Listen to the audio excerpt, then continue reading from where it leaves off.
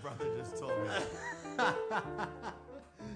Jay, why are we laughing so much? How many years, John? I started teaching Hamlet when Lyndon Johnson was president.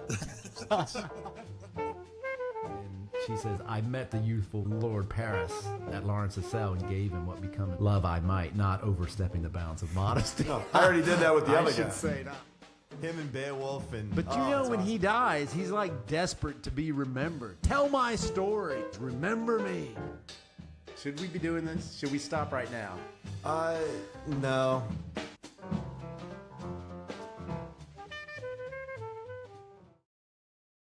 And Jay, we're back with Teacher Talk here with Paul and Jay and the waning light of the Odyssey, Book 21.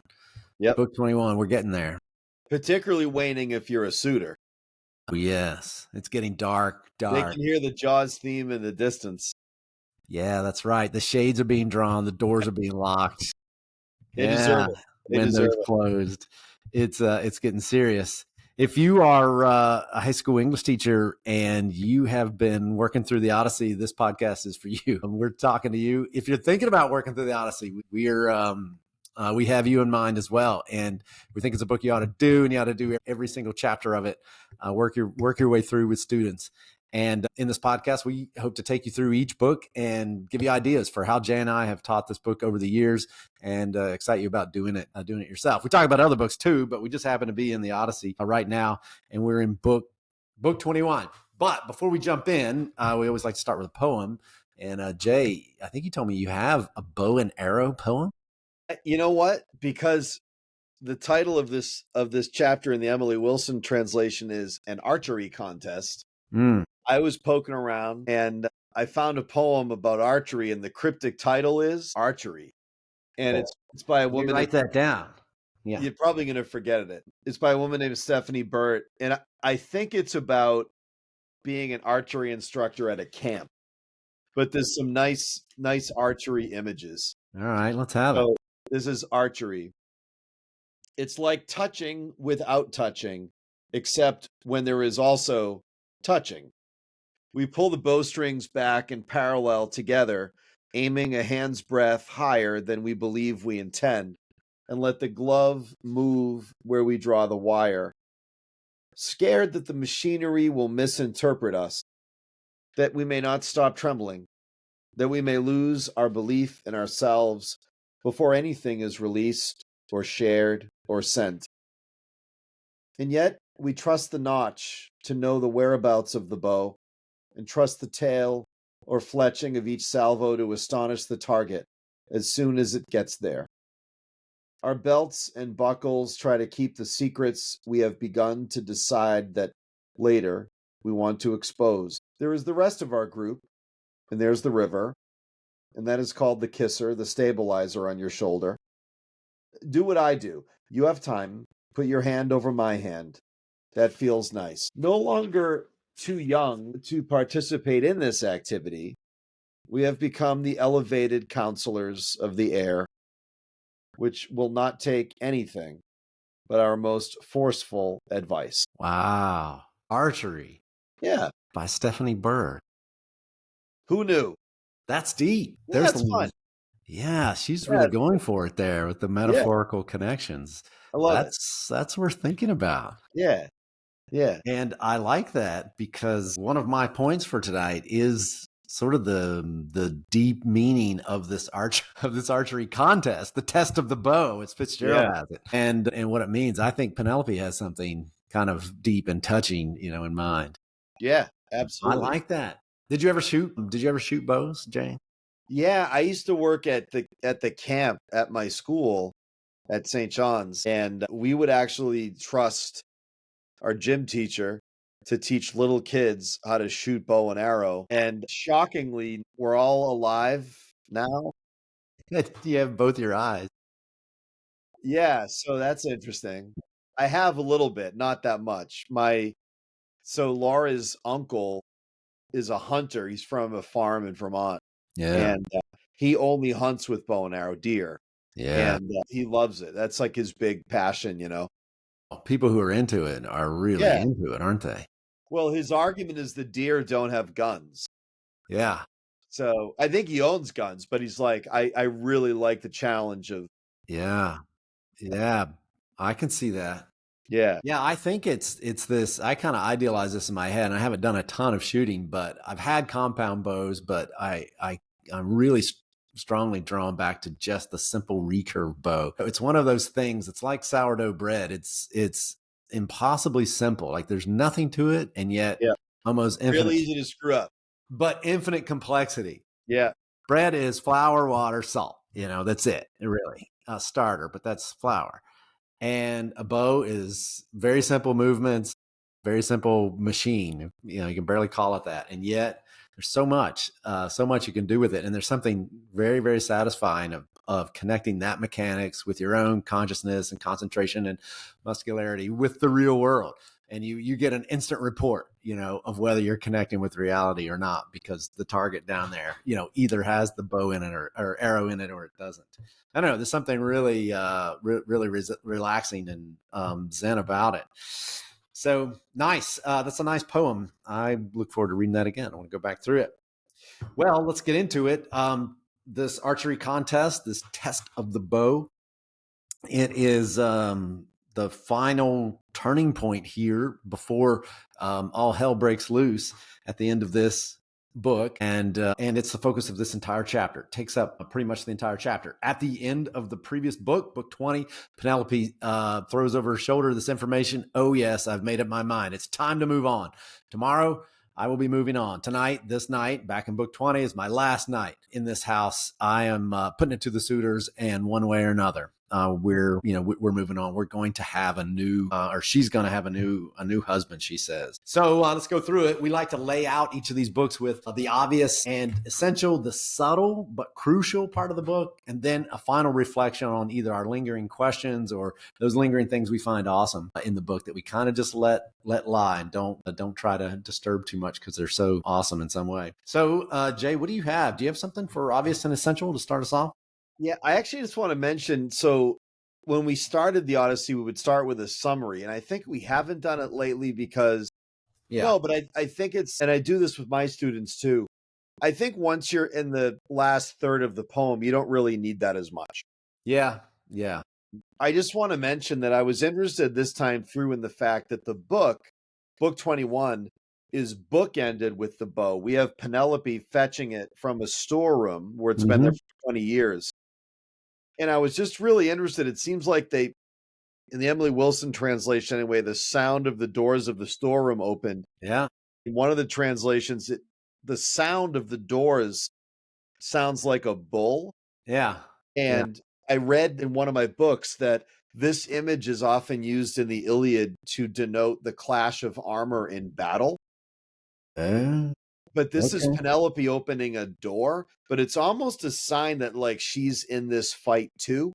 And then the chapter ends with Odysseus handling the bow with like, loving care. And so it's a really important object. And my obvious and my subtle could both be obvious or subtle. So my obvious is the revelation of his identity to two servants.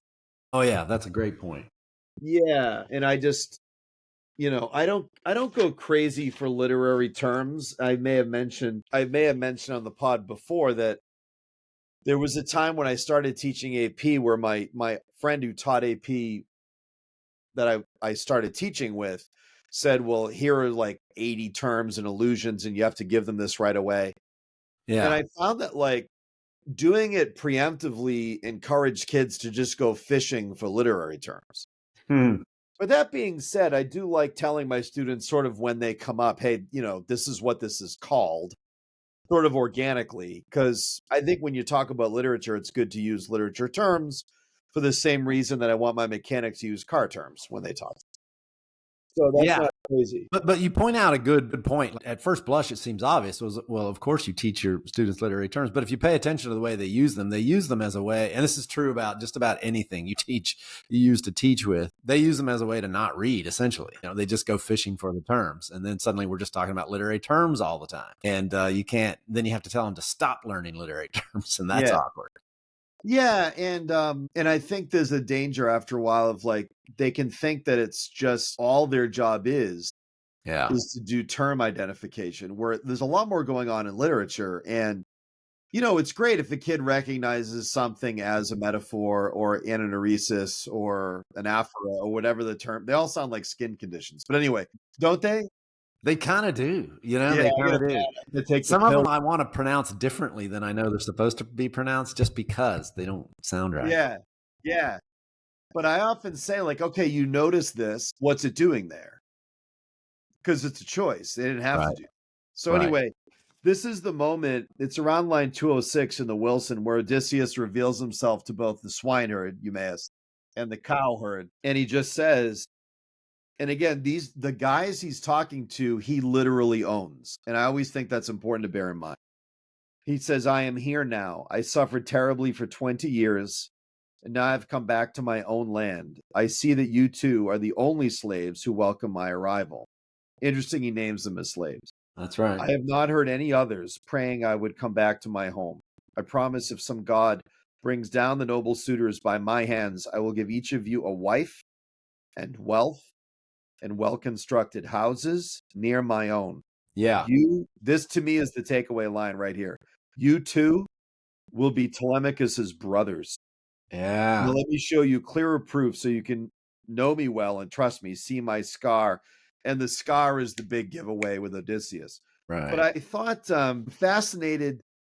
Again, I mentioned this on this pod before. I had a class last year and I had one guy who wrote his last paper on the fact that Ithaca seemed to treat slaves differently than all the other communities we were introduced to. And Euryclea is the big example of that. Right.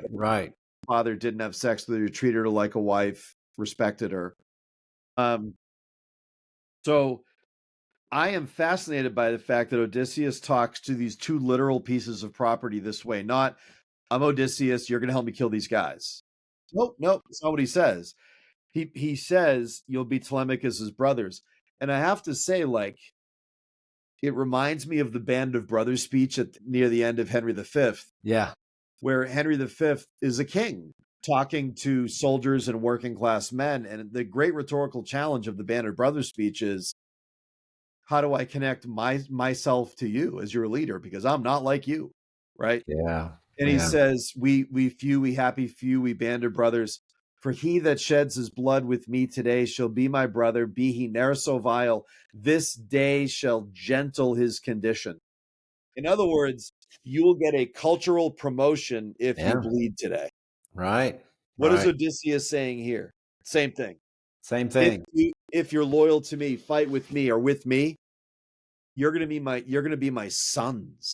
Yeah. You'll be brothers in arms. You'll be in this translation. You'll be brothers in arms of my Telemachus, and you'll be like a son with him. And I'll give you wives and homes and land, and you'll be just like the rest of us. Yeah, and they go landed gentry. Well, right, they go from property to sons. Yeah. So I was just really fascinated by that. I think it's important plot-wise because he has 108 guys to fight. And no matter how great a tactician he is, it's 108 guys. That's a lot. He literally can't do this by himself. There's all kinds of strategy and trickery and stuff behind doors and planning, and you got to put the women somewhere. So he needs these guys on his side, and it's very clever for him to entrust them. He knows they're loyal, so then he can trust them. Odysseus is very clever. That's not a newsflash, but yeah. And that's good. And that point you bring up is a plot. Speaking as you did, like of just getting the plot of this chapter, it's an important part of the plot. It's tucked in here near the beginning of the of the chapter, and it's important to get that this little thread, plot thread, is laid down here in the beginning. It's not going to be just Telemachus and Odysseus. They are going to get some help, and they're going to need it, like you said. And these guys are going to come through for him. So yeah, it's a good part of the plot. It is essential and I guess somewhat obvious in a way. Yeah. What I like about you, that. Paul? Yeah, I like that. I want to go right to the bow. So Penelope comes out. Well, first we're introduced to the bow, where it came from. Also, I like that you point out that it's hidden deep in the house, in this storeroom that has some kind of lock. And I was always fascinated by the lock. I kind of like tinkering around with carpentry type things, and making a lock, would be kind of neat. And this one has some kind of key that works and pops open. And inside, this bow is kept with treasures, other things that are of great value. In fact, it says that the bow, even though it was a fantastic weapon, Odysseus didn't take it with him to Troy because it was a keepsake, and he wanted to put it up. And it's in this room with other beautiful things and gold, precious things that the suitors have not pillaged, of the parts of his home that they pillaged. They haven't been in here. So the bow comes out, and Penelope puts the challenge forth, which is they're going to line up axes in some way and line up the handles that have holes in them or some eyelets or something like that. And they use a string line to pull a straight line and line all these little eyelets up. And then after stringing the bow, you have to make this trick shot, which is to shoot through all the eyelets without touching one, so that the line you shoot is dead straight. Getting through the first 2 or 3, maybe one thing, but keeping the arrow from hitting the 12th one. And there's 12 axes would be this trick. So they set this up. So my obvious and essential, I think, is that this challenge that Penelope brings forth is a test of identity. Yeah. This is more than just it's more than just a cheap shot or a trick to try to, she's not just rolling the dice. She's not casting lots, essentially for her husband, Right. Which if she was really despairing and done and over as she says she is, that's what she would do. She would just essentially cast lots for the next, sort of like the apostles did after, Judas Iscariot, is dead. They just, they just shake some dice in a bag, throw it out there. It goes to Bob, and they take Bob up next. But she's not doing that. She could. This test is a fundamental test. It's a test that kind of leads me back to the thing I was saying last week, which was that I think in this chapter, I think she knows the beggar is Odysseus. Maybe she doesn't. I kind of think she does. I don't have a ton of evidence for that. Or she really hasn't moved on. She really hasn't moved on at all. This test is for a person who is exactly like Odysseus, in fact. And so this bow helps to, in a way, it helps to find that person, or to bring that person forth. And so this thing that you have to do is, we'd find out if Odysseus was there. It would be a test for any of those beggars who keep coming by and saying they're Odysseus and lying. It would be a way to weed through those. It would be a way to find out, really, too, if Odysseus was still himself, or if he was completely lost, even if he did come back. So I think the thing that I want to point out in this, that I don't know, and mine I guess could be subtle too, which is that and really, my subtle point is kind of a further point on this, but it's is that when you read this about the test of the bow, and you ask yourself, I think an obvious question to ask is, why is this the way she's finding her husband? And I think maybe I'll just leave it at that. That's a fruitful line of inquiry for your class and for your students. And that's a place you can go and dig into it. I think the more you think about it, it's cool. It's a very cool plot point, but it's more than that as well. It seems to be tailor-made for finding the man who she wants, and that is exactly Odysseus. And if he has maintained himself, if he has maintained his identity and continued to develop into himself and be himself through all the challenges and through all the time past, then he will be the guy who can do exactly this. I kind of want to throw that. I want to throw that out there. That this is a unique test, and it's worth looking at that as not just a random. It's not a throwing of the dice, or just some silly game she's playing. Makes me a little suspicious further that she hasn't. It almost seems like another weaving sort of trick, when she tricked the suitors before and said, "Oh yeah, I'll marry one of you as soon as I get this shroud woven, for my father-in-law, so it's ready when he dies." And so she makes this purported earnest effort. She's weaving during the day and unweaving at night. This Yeah. sounds to me a little bit like this. Oh yeah, I'm ready to choose. All you got to do is do this thing that literally only Odysseus can do. Right. Have at it, you know. Right. So I don't know. Is she ready? Is she ready to move on? I don't know. She's a tricky one. She's very difficult. Very She's the difficult to perfect land. spouse for him. Yeah. Yeah. So I want to put that down there. This is a test of identity. This is a test of what person really is Odysseus. And the person who comes closest to stringing it is the person who is genetically closest to Odysseus, if not in character. I mean, it's Telemachus. Telemachus comes really close, and Odysseus gives him the sort of secret sign, cut it, don't go. It says he almost did it, So I don't know. It's a funny point. Well, and just before I forget to mention it, on SNL this weekend, you know about edible arrangements where like people can send you a bouquet of like fruit? Yeah. I've gotten those as a teacher gift, Did you see on SNL this weekend they had an edible arrangement with like a kid who was like had the hots for his mom? So edible arrangement, yeah. Do yourself a favor when this is done. This is an over 18 video, but yeah. Well, that is a funny point in this chapter, and that's my part of my lingering point is the humor in this chapter. Yeah. It's hilarious. Telemachus is almost high, like it's funny, what he notices and says and how he makes fun of the suitors. Yeah. So that's kind of that's kind of what I'll open up with, I guess. And we know that Odysseus strings the bow in the end as a part of this plot, and he says that my eyes and my hands are sound. He finds it's almost like through making the shot, he's reassured to himself of his own identity. I am still that man. I am still that guy. And he seems to be pleased, and he seems to have himself revealed to himself, which is in fact how your identity exists. Your identity is not a claim that you make. It is action over time that forms your identity and proves your identity both to you and everyone else. It's who you are in action, intellectual action, speech action, but much more in life, in doing things, in what you do and pull off. That's who you are. And so Odysseus, you see him almost like pleased. I don't see shock on his face, but definitely some pleasure in discovering, hey, I still am that guy. I got the eye, I got the hands. I can still do it. Yeah. So that's it. That's it for me. The bow, focus on the bow. It's, obviously it's it's obvious in the sense it's in the name of the chapter, but there's a ton there. There's a ton there to dig into.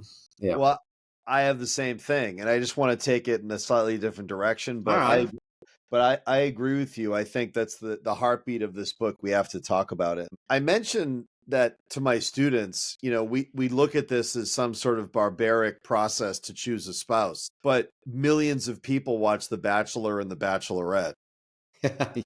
So I don't know how barbaric it is.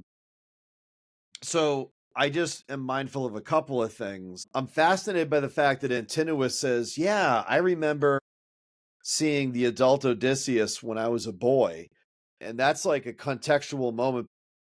We're reminded that Odysseus took his entire generation of men to war and they're all dead. The next generation of men from both Ithaca and the outskirts are going after his wife. They're soon to be dead. Spoiler alert. You had 3,000 years to read it. And that's just a little reminder of like Odysseus's influence on the poem, obviously. So I was trying to map out, because I think in the different translations I've taught, the story of the origin of the bow is muddled in Homer. And I think there's a few other sources where it's clearer. Yeah, it's tough. I went on this website that was like a really good Greek mythology website. It wasn't like Wikipedia. Yeah. So Eurytos was killed by Apollo because he challenged Apollo, the god of archery, to an archery contest, which, note to students and teachers, don't challenge gods to stuff. I don't know. I think that's a good life lesson. I think you can learn practical things. Yeah, especially when it's their thing, Ariadne to weaving, bow, archery to Apollo. Yeah. Yeah, I can make better armor than you, Hephaestus. You can't. Don't try. Stay home. So Eurytos' son, Iphitos, gets the bow. And then I'm trying to compress this because it's not that exciting, but Odysseus, as a young guy, was sent to a town to obtain compensation for a theft of sheep, like hundreds of sheep from Ithaca. And then this kid, Iphitos, the son of the guy who had the bow, went on a similar journey for his community. They met each other, they gave each other gifts, and Iphitos was killed by Heracles, and he was staying in Heracles' house, eating at his table. So Heracles kills him, even though he was supposed to be taking care of him as a host. Right. And Odysseus ends up getting this bow that is the seed. The origins of the bow largely are based on breaking hospitality. Right. So what's interesting is, what do the suitors symbolize? The breaking of hospitality, the blind stealing of all of Odysseus' stuff and disrespecting his stuff. And what's interesting is, this incredibly old, powerful bow Odysseus does not take with him to Troy. It comes from, what it feels to me is that it comes from like an older, different generation of heroes. Oh, yeah. And heroic guys, so that these suitors never could string it. Odysseus never even worries about them stringing it. But the other thing is, it's a perfect instrument to give death to the suitors, because they're abusers of the guest-host relationship. That is such a great point to bring up, Jay. And I think partially maybe it is told, that backstory you just summarized is told confusedly. Really confused. I looked at it in two translations, and I think it might be because it's Eurytos' bow, and there's that whole back history, killed by Apollo, whatever. When he dies, he leaves it to his son, Iphitos, who Odysseus meets and gets the bow from, but Iphitos is later killed by Heracles. And that's a great violation. It's one of the 12 one of the reasons why he has to do those 12 labors to redeem himself for. I think it's part of that story. But the association people I guess in classical readers would have with the bow is Iphitos. And when you think Iphitos, it's Heracles, killed unjustly in a fit of rage and anger by Heracles. But that killing happens later. Odysseus gets the bow earlier here when he meets Iphitos kind of at random on this island, when he's sent as a young man by his father and the nobles of Ithaca on a journey that sounds like he's almost too young for, an embassy to go make right, this big wrong. And he pulls it off, as a young kid. On the way, he runs into this Iphitos, and they hit it off. And Iphitos is like, here, it's kind of strange, take my father's bow. This one heirloom thing I have, as a sign of friendship and of concord and of a mutual friendship, spirit connection or something. And it what's interesting, Paul, and I've just been thinking about this today, and I don't know where this goes, but I was thinking of like the origin of Luke Skywalker's lightsaber, the ring of the ring of invisibility in the Lord of the Rings. Yeah. That, in epic texts, certain objects have this supernatural transcendent power. Fine. But I was also thinking of the way people get goods in Homer is by just martial destruction, and, why is Eurycleia Telemachus's nurse? Because she was bought. Well, how did she get to be a part of a group of people where she was bought? They probably lost a war. I mean, yeah, that's it. And that's like the oxygen of the poem is, no matter how powerful you are, you could be someone else's property tomorrow if a war doesn't go right. Yeah. So, I think the modern analog to that is, you and I have friends, maybe you have sick kids, and geez, I mean, we're one doctor's trip away from hearing different news. I mean, the tenuousness of life, I think, is part of the heartbeat. And I think, God willing, the kids we teach this to don't understand that experientially. We don't want that for them at 14. Yeah, but they will. I mean, the connection you're making there is, and that's why I think is a little bit of it's a little off topic you can focus on slavery, and we do, but I think the bigger point there is suffering, suffering, death, the bad things that happen. It's bad fate, and that is ineradicable from the world. You can congratulate yourself for eradicating, starvation through 80% of the world, or eliminating poverty for 60% of the world, whatever it is. But there's always going to be suffering, and that's that's the bigger point. But I want to say I got a little distracted off of that, going back through that story. But I think it's a really good point you made. It's kind of neat, like that this bow, it's like a chance to redeem a guest host violation relationship. Yes. Where the most famous story about the background of the bow is this horrible thing where Hercules and Iphitos become good friends, and then Heracles just kills him in this fit of anger, and he was his guest. He shouldn't have done it. It was a great evil. That's kind of neat. I never thought about that. So this bow is going to bring some concord in exactly the kind of circumstance that it's known for being a violation of. And I think too, Paul, not to go on and on, but when you guys got married and we got married, you remember registering for gifts? Yeah, I do. Can I just call a timeout and say every 5 years we should be allowed to do that? Like, I need towels now.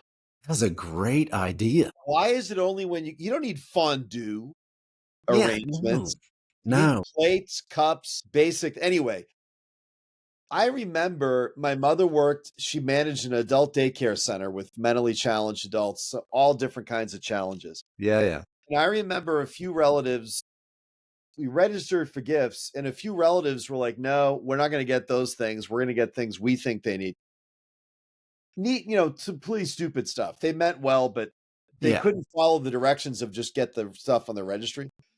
And there was a couple of people who were intellectually disabled that my mother was working with, who I used to play piano there, so they wanted to get me stuff. Oh, yeah. Guess what they were able to do? They were able to go on the registry, All right. Anyway, I have Tupperware. I have like really good glass, trays and Pyrexes and stuff that I still make stuff in. And those things, literal things in my house, are connected to real people and real memories. And I think another thing Homer reminds us of in our everyday life is that a lot of the things we have are connected to real people and love and loyalty. And so, things can take on a really emotional and moral significance in Homer in a really interesting way. Yeah. And it's nice. It's, at first it's frustrating when you're reading the book, and you may experience this, taking your students through it or going through it for the first time yourself, because they just seem like so many side stories. And I think it's fair in the first few readings maybe to just call them that, that it's just too much. And if it's more than you can take in, skip it. Most of these things you don't have to have. However, when these other parts fall into place and you're more comfortable with the story, you can start pushing into these other corners, and they just give. They add a ton. And this is a great example of that. Yeah, I hope so. Yeah, I think it is. And I want to build off of that you said, for my, more in sort of the category of the subtle but crucial, is that, I kind of worked out there's a few ways in which this test really is tailor-made for Odysseus. And it begins with the bow. It's not just any bow. She could have made the challenge where it was bring your own bow and anybody just make the trick shot, can do it. That would probably filter out everybody anyway. I don't think the shot is extremely doable, but that's not it. The bow that she brings out, as you were saying, is an almost, it's a dear object that reminds Odysseus of a friendship and an experience and an early success as a young man, as sort of a Secretary of State or an ambassador or something, for Ithaca. And so the bow itself represents youthful friendship, a time of success as a youth, and it's a protected, valued keepsake. So that is one concrete way in which this test is an Odysseus tailored test. It's not just any bow, and you can't bring your own bow to this con. BYOB. Yes, it's not a BYOB. It is not. We will provide the B. So Penelope does. And then the second thing, that is this trick shot, I think just kind of screams Odysseus too. It's crafty, it involves craft, it involves strength, it involves skill, and it's something that, I don't know, I picture these young suitors, they probably are, pound for pound stronger than Odysseus. They're younger than him. They work out, every day. They go to the YMCA, at night on their way home from drinking and eating. And, they're probably, they walk around with their shirt off all the time. They're just jacked and built. But Odysseus is a different kind of strength. And It's just different. It's a strength married to skill and experience. And that's a different kind of strength. You see that you and I teach, we teach at schools with athletes. You see these big kids, these 16, 17-year-olds. Some of them are just genetic, freaks, and also they work out a ton. And they're just huge, but they're almost like ox or something. If an ox knew the strength he had, he would just trample his owners and leave and go where he wants. But he doesn't know. He doesn't know what to do with his strength. And youth is like that. It doesn't know what it has, and it can't use its potential, because it hasn't been tested and tried, and it hasn't learned. Odysseus has that all down. So even if he is just in some kind of raw measurement of strength, not literally actually as strong, stringing the bow, making the shot is even though it's really, really tough, is something he not only, it's not just a can do, it's a facility, it's a knowledge you have too. Yeah. So it marries that physical to the intellectual. And is it earlier with the Phaeacians, or was it another community where I think it was the Phaeacians, right? Where he did the sports battle. Yeah, that was the Phaeacians. Yeah. Yeah. So, I mean, we've already seen the dichotomy presented between people that work out and play sports versus soldiers. Yeah. Yeah. It's different. It's two different things. Yeah. And it reminds me, I'm just coming off the heels of teaching Hamlet. And in Act 5, Hamlet says to Horatio says, if your mind is worried about anything, obey it. You're about to fight this guy who's a great fencer, whatever. And Hamlet, out of nowhere. I mean, Act 5 really is a mess, to be perfectly honest. In a great play, Act 5's a mess. Hamlet goes, it is. Well, no, I mean, for the last chunk of time, I've been in continual practice. We have not seen that. Yeah. Right? You haven't been practicing. Yeah, when did he practice? You're talking to yourself all day long. So I'm wondering, Odysseus shows up. There were 10 years where he was fighting and using his bow. There were 10 years. 10 years. I don't know, if you didn't work out or exercise for 10 years and then someone was like, all right, you're competing for a wife, go. You could just do it? I mean, maybe. I don't know. Yeah. Yeah, I don't know, But Amazing. there is a thing to it, of it being this integrated, organic sort of strength that he has. And, and you experience, you can experience, I've experienced this. My sons and I, they're stronger than me. They could pin me in a wrestling match now if they wanted to. But the other day we helped this guy who was moving a car engine, and you can pick him up. And they just, they're stronger than me, but they didn't know how to pick the thing up, to use their legs or back. And I made really good progress in it. They should have thumped me and set me down, but I actually contributed. And I thought, and it was driven home to me, they don't know how to do this yet. It's not that they're not strong enough. They don't know how to do it. There's a how, part that you learn, over time. And I think this illustrates that. I mean, and the final thing, I think the final aspect for me that makes this test so much tailor-made for Odysseus is that kind of humorous point we pointed to, which was that Telemachus comes darn near close to stringing the bow. I don't know if he can make the shot, but he came really close to stringing the bow. So that suggests the thing that's closest to Odysseus is the thing that nearly passes the first part of the test. And the suitors don't come close. None of them come close at all, even though they heat the thing up and they try to loosen it up with tallow or oil or whatever. They don't get anywhere near it. So it really is an Odysseus family sort of test that, that this has been made out, that Penelope has put together here. So it's kind of neat. It makes you think. There's kind of a lot in it. Yeah. Does that kind of cover your subtle but crucial? Is that? Yeah. All right.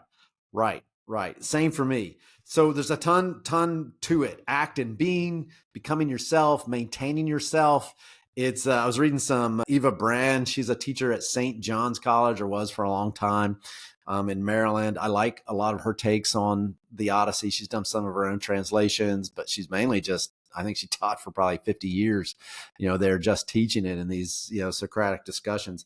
And she has a lot of interesting things. She brought in this idea of intellectia, this Greek idea, the thing that brings potential into actuality, that sort of idea of the acorn becoming the oak tree.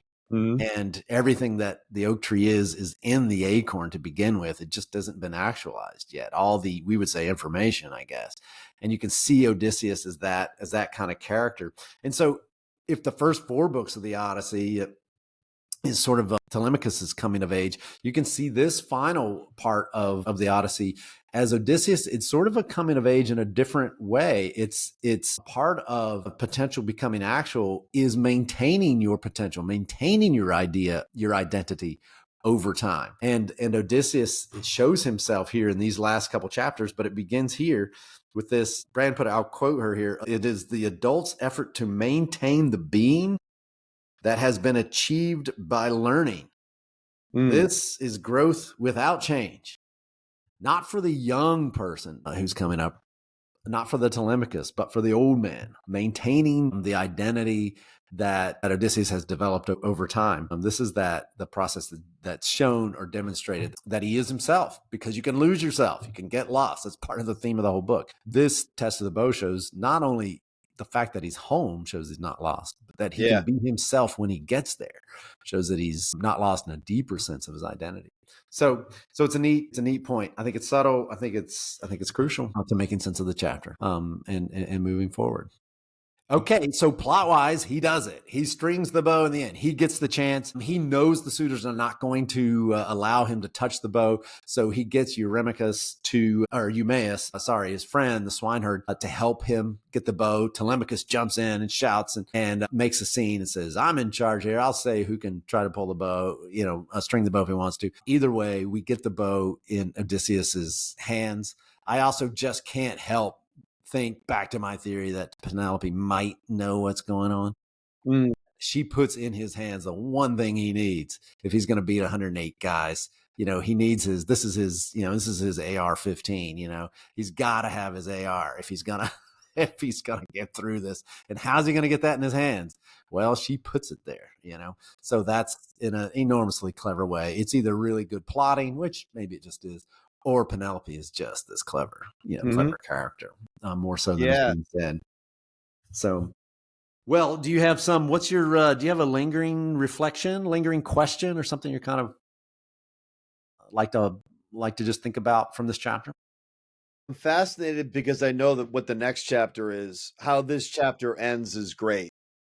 And different translations do different things, but a lot of them compare Odysseus's bow as he strings it at the end to a lyre, a stringed instrument that a bard would use. Yeah. And obviously, I mean, on a literal sense, a bard would tell stories of people's heroism and thereby create a sort of narrative immortality. So you'd attain a sort of immortality, and the lyre is a part of that. And, we've already seen Odysseus as a bard, right? He told the entire middle of the Odyssey is him talking to the Phaeacians.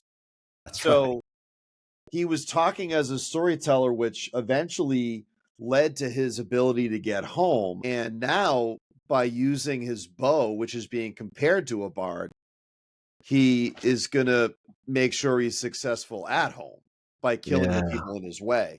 So I find that you don't have to connect his bow to a lyre, but it's just another moment where Homer is aware of all the different possible connections. And also it's probably convenient for a poet to remind us that a poet's skill is as heroic as a warrior's skill. Yeah, that's really good. So, and I think history bears that out. I mean, I referenced Henry V before. And while there are some fictitious things in Shakespeare's Henry V, if you remove Shakespeare from English history, I don't know how much people know about Henry V. Yeah, right. So it's a great point. I hadn't really thought about that. And it's a beautiful line. I have it circled. Odysseus in one motion strung the bow, then slid his right hand down the cord and plucked it. Yeah. So the taut gut vibrating hummed and sang a swallow's note. And that song, that note hushed the hall and smote the suitors, and their faces changed. The Fitzgerald translation has it. It's fantastic. Yeah, he's playing his song, and his fame and notoriety will come from this too, won't it? So he's about to sing a whole other song in this other instrument, this death lyre. That's awesome. Yeah, I like that. I'm going to throw out there. Don't miss. This is lingering and kind of amazing. Don't miss the humor in this chapter. It's it's hilarious. It's dark and bloody and tense, and there's lots of yelling and fighting, but there are at least 3 places where people just break out laughing. So the first one is, Telemachus, after his mother lays out the challenge, he just he almost sounds drunk. He's just like, hey, you know what? Maybe I'll try it and see if I can win my mother's hand in marriage, which is funny, but it also points out the ridiculous. He sees the test of the bow not as a serious test, but as something ridiculous. This is a thing even I could do, and I'm the last person on earth really that ought to be doing this for obvious reasons, but I could. Is that how you guys decide how you marry people? You just see if you can do little trick shots or something. Maybe I'll make the trick shot. So he's laughing at them and kind of jabbing at them. I'll try it.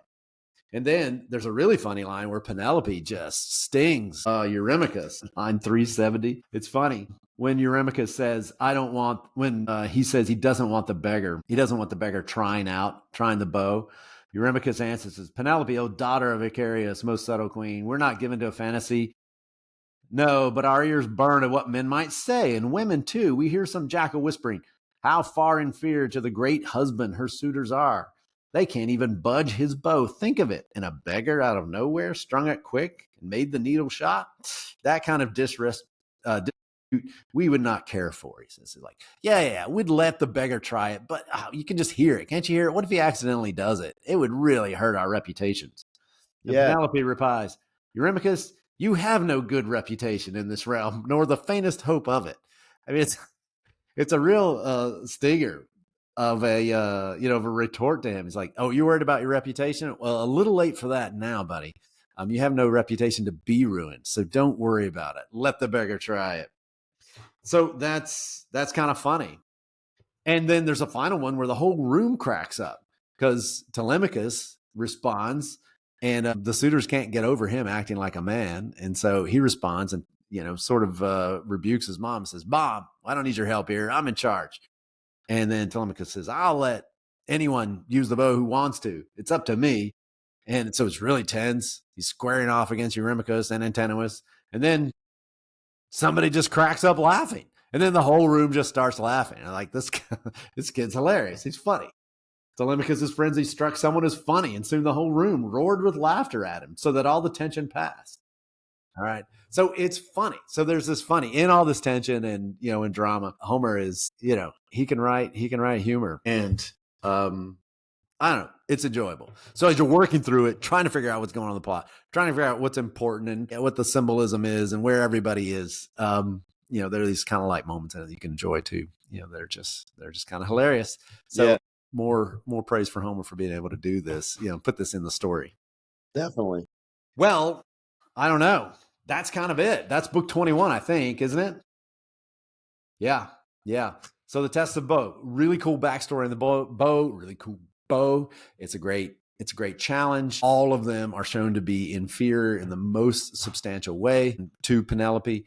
And presumably, if the beggar wasn't there, it really would be one of those weaving challenges where it would just be out there. And somebody would have to break the bow or lose it or, somehow do away with this challenge because they're just not going to make it. So as we close the chapter, though, Penelope is not in the room. She's been sent back up into her room. She's upset. Athena's brought sweet sleep to her, again, some rest. So she's not going to be in the room for what comes next. And just as a hint, Chapter 22's title is Death in the Great Hall. So that's some indication of what's coming next. Yeah, it's like titling a mystery, The Butler Did It. It's kind of that, yeah. But to be honest, a good thing to ask students, I feel right now, is we know the next chapter will involve avenging the suitors. What could be in 3 chapters? Like, you know what I mean? We talked about this. Odysseus gets home. If the poem is a homecoming poem and he gets home halfway through it, then what? Yeah. Well, now we're at the end of the then what. And it's always good, I feel, to ask students, based on what you perceive in terms of how the poem moves. In Emily Wilson, the next chapter is less subtle. It's bloodshed. So we know what that's going to be. But then there's 2 other chapters. Now, that's right. Yeah. Thoughtful students are going to remember some things that are predicted. But I think that's a good question to ask, because if students are making predictions and then they read, even if some of their predictions are wrong, they're actively sort of saying, "Oh, I was right there. That's surprising." And I think Yeah. that's a healthy thing to do. That's a good point. And I like having them write it down, write it right in the book. Yeah, Go ahead, right. commit yourself, put a date beside it, Yeah. like this is where you think it's going. And then let's see. Yeah. But yeah, it's yeah. true. There's 3 more chapters. And so, 2 more chapter titles after, the death in the Great Hall. So what's up next? That's a good point. Well, all right. I think it's a solid contribution here. We've gotten through yet another chapter, and we'll be ready to take on those final 3 chapters here in the coming weeks. Nice. All right. Well, Very thanks, good. Jay, and thanks for that great poem. It was really nice. I'm going to go look that up and read that again. Nice. Thanks, Paul. Good to see everybody. Yeah, good to see everyone too. Look forward to interacting with you in the comments. Like, subscribe, share, and we'll see you on the next episode. All right.